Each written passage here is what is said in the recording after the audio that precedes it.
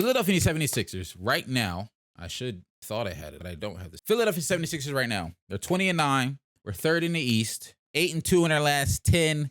And we're on a 1-game losing streak. We literally just lost the other night against Miami. Tyrese Halliburton had a very, very bad start to the game. Shout out to Kelly Oubre though, had 20 plus. Tobias Harris had 20 plus. Mo Bamba came off the bench with either 17, 18 points, knocked down a couple threes, got a block or two. Like the Mo Bamba game was kind of nice to see. I ain't gonna hold you. Sixers have the second best offense in the league, third best defense in the league, number 1 net rating in the league currently. Net rating only followed behind Boston. We're at 10.9. Boston's at 10.1.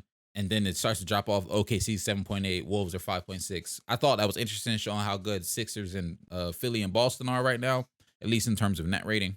Joel Embiid leading the league in scoring once again. He's having arguably a better season this year than he did last year in terms of scoring the ball, scoring efficiently, and the playmaking has gotten. The numbers might not always. The numbers are saying. I mean, I think he had 7 assists this year versus the 4.5, 5 he was last year.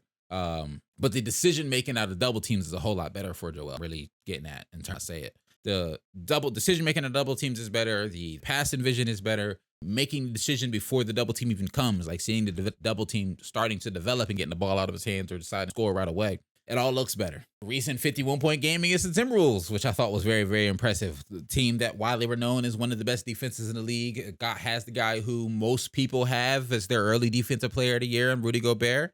Got both Rudy and Karl-Anthony Towns in foul trouble early, dropped 51 against them, and it was points to that game where it was just bucket after bucket after bucket. Like Joel gets to that free throw line and can't be stopped. But the conversation Joel Embiid always comes down to one thing: playoffs. Can he do it in the playoffs? And the main reason I want to talk about my Sixers is yes, I'm liking how we're playing. I'm enjoying watching them play basketball right now. Nicholas Batum's been a great addition for them. DeAnthony Melton's having a good season. I like the team as a whole. Tobias Harris has been good. Kelly Oubre's been good.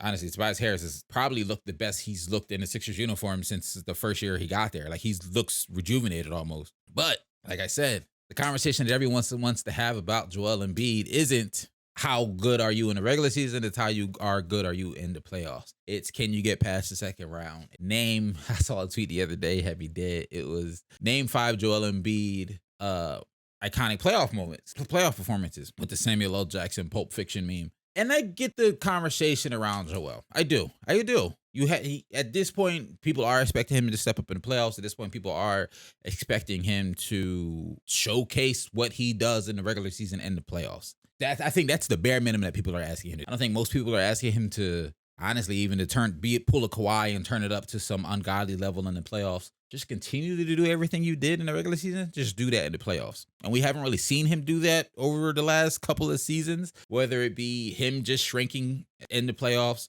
injuries, other teammates not playing up to what they would. There are a myriad excuses of why Joel Embiid and the Sixers haven't made it past the second round of the playoffs. My only point here is, and I encourage, and maybe it's to just combat the NBA discord that I've seen, where it's gotten to the point of, how can I put it? The phrasing Joel Embiid doesn't impress me until he does it in the playoffs. Only rubs me the wrong way because I'm a fan who's like, I can enjoy what a player is doing in the regular season and still be disappointed in the playoffs. You can be disappointed in the playoffs. I can be disappointed in Joel come April, May, June.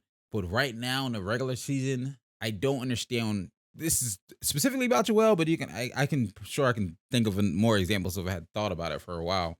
Honestly, it goes back to my I hate ring culture. The discourse around Joel Embiid is the same discourse that comes to ring culture. It happens with Chris Paul. It happened with Paul George. It happens with Steve Nash to an extent. The same discourse around Joel Embiid is not the exact same, but similar discourse that I hear about ring culture. And which is why I don't like ring culture, because when we boil the NBA down to just ring culture, comes across like you don't enjoy the game of basketball. Like when you're obsessed with rings, and I get it, they play in the NBA to win championships. They play in the NBA, like that's the ultimate goal. But alongside that ultimate goal is just an entertaining basketball game to watch. And when the players are having MVP level seasons, yeah, I'm going to be disappointed when they don't make it out the second round in late May, early June. I'm going to be disappointed. But when they're killing in December, like I'm going to enjoy it in the moment in December. So I guess, in the words of Kenny Beachum,